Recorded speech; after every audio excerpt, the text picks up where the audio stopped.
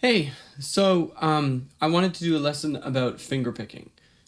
So when I say fingerpicking, I don't mean classical guitar fingerpicking because that's a little bit different and it doesn't come up so often from what I have seen sort of in like the realm of like pop music and folk music. So specifically what I wanted to talk about today, on the internet it gets referred to a lot as either Travis picking or sometimes it's called Chet Atkins picking. And if you don't know who those people are, they're both very well-known country guitar players that were sort of like well known for their finger playing style. And what they would do that was so different at the time was when they were playing, they would sort of imitate with their right hand the alternating bass pattern of a bass player that would have been typical in like a traditional country band. So if we're playing like a C chord, a really typical thing for a bass player to do in sort of that genre of music at the time was maybe an alternating bass pattern like this. So at its core, what these guitarists would do is they would imitate that bass movement with their thumb while still playing a bit of a figure over top of it. So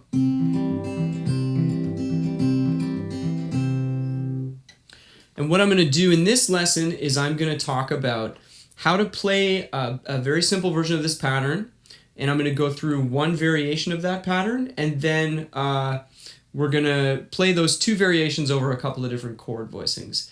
So the first simple Travis picking pattern is like this. I'm going to use a C chord here, and I'm going to be talking about instructions involving your thumb with your right hand or your finger. Now, it can be, like I have a tendency to use my middle finger a lot.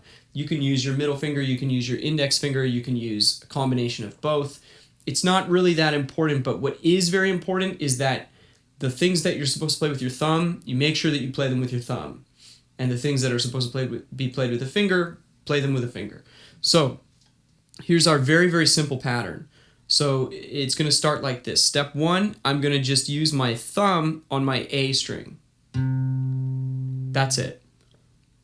Now, step two, I'm going to use my thumb on the D string, followed by a finger on the B string. And sorry, I spoke incorrectly. They're not going to be followed by one another. They're going to be simultaneous, like that. So steps 1 and 2 should sound like this. Just like that. Step 3 is exactly the same as our first movement. We just go thumb on the A string. So 1, 2, and 3.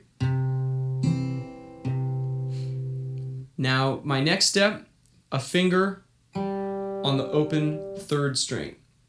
That sounds like this. Next step, thumb on the D string. So all together. And very last, a finger playing the B string. So the whole pattern together sounds like this.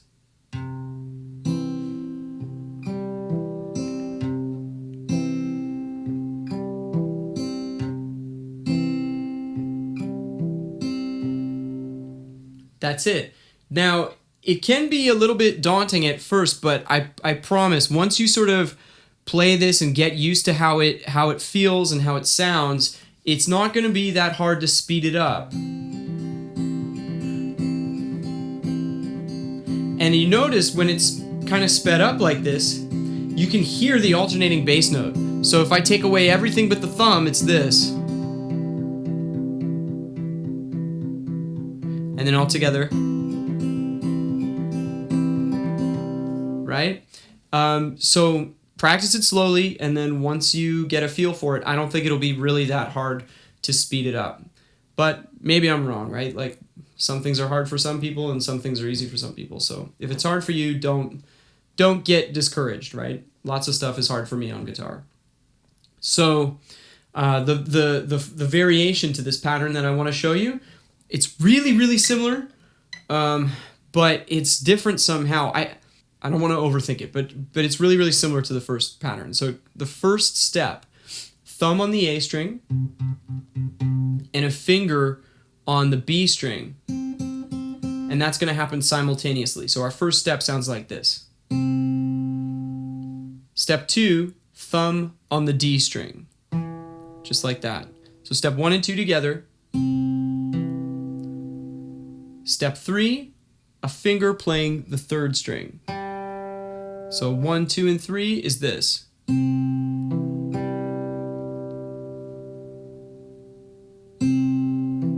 Just like that. The next step, thumb on the A string by itself. So after that, a finger playing the B string.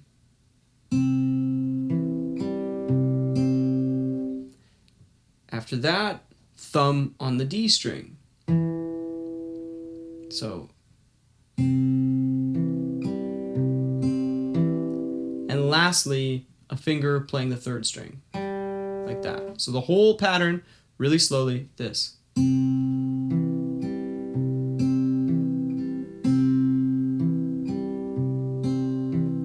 And same as the other pattern, right? Like, might seem really, really hard to play, and it is hard to play, but once you get a feel for it, it's easy to speed it up.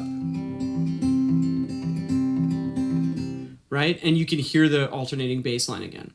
So one thing that we can do with our left hand to vary this a little bit is with my C chord here, what I'm going to do is I'm going to actually move my ring finger, which is playing this note here. I'm going to move it to my thickest string, and I'll show you how this works, but it's going to still be involved in our pattern. So if I use the first pattern, it's going to sound like this. So this is our first original pattern, was like this in the beginning.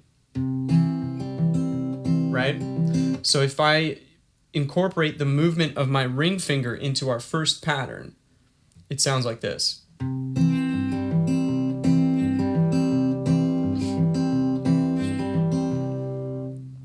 So I'm going to explain how that goes.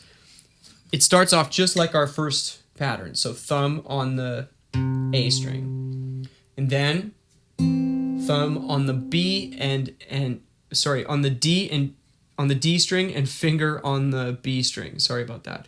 So thumb on the D string, finger on the B string. So like that. Now the next thing I'm going to do is my ring finger here is going to move to my thickest string on the 3rd fret. And I'm going to play that note with my thumb in my right hand. So, like that. Next thing I'm going to do, my finger is going to play the 3rd string. So, right there, right? So that's going to sound like this.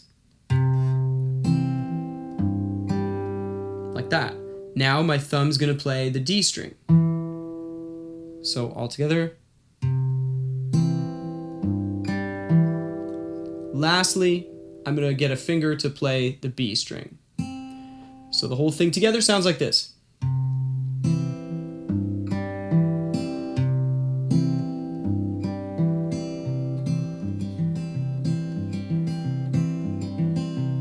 And we can take the variation on that pattern that we used before, we can do the same thing. So incorporate the same movement in the left hand with that variation. And that's going to sound like this.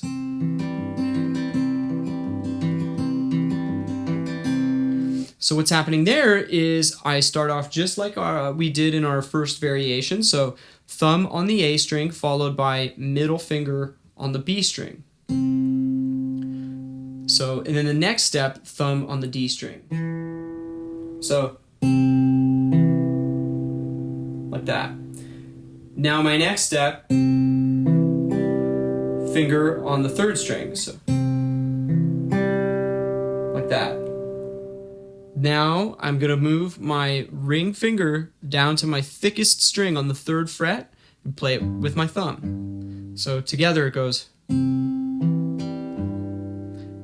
Now after that, a finger is going to play the B string. So now a thumb on the D string. So all together. And lastly, a finger playing the 3rd string. Sounds like this.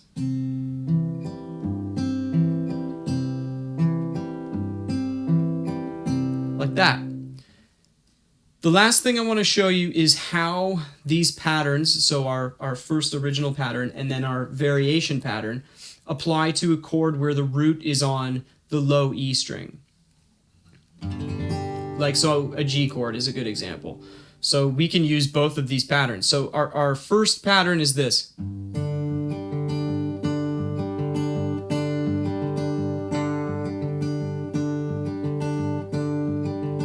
Right, so that works like this. What I'm doing is my first thing that I'm playing is my thumb on the thick E string, the low E.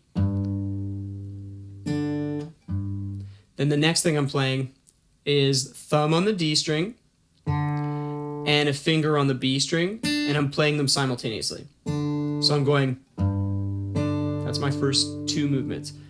Then I'm going to go back with my thumb on the low E. So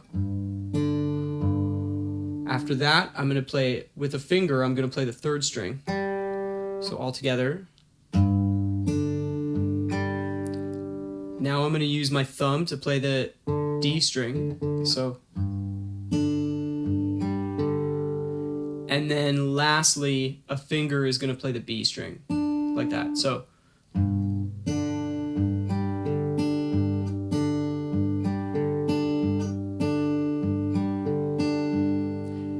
okay, so the variation on that pattern is like this.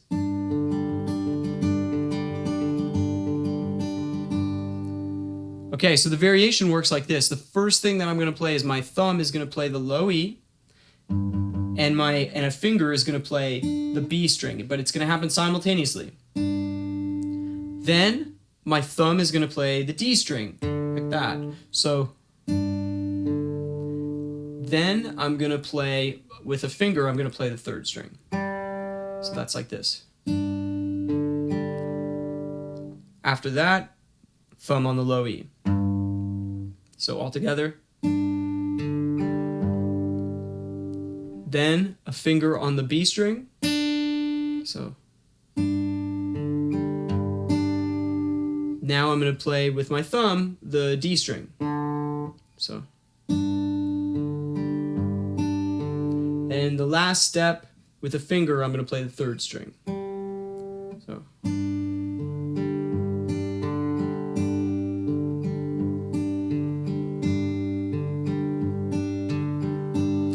So there are countless variations on this kind of idea, right? But as long as the thumb, you can hear the thumb kind of doing that alternating bass note,